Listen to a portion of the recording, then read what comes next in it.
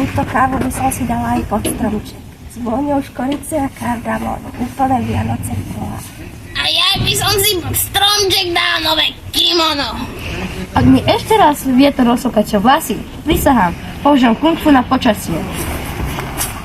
Dúfam, tu nebudete šaškovať. Dajte si radšej trdelník. Mám tam 40 rokov v praxe. Je dobrý na nervy. Pamätáte sa, ako sme robili ozdobné hviezdy z papiera? Nechci ich roztrhali, len čo som ich zavesila.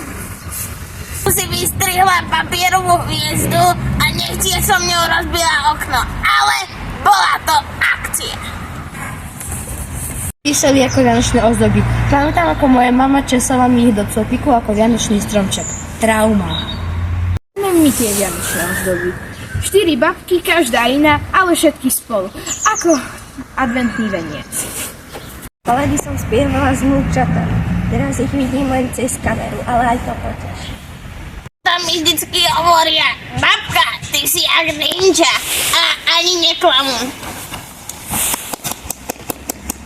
Hovoria, že babka, nechytaj si vlasy, ale to je nemožné, keď ti stále padajú do tváre. Keby si aj nejaké mala.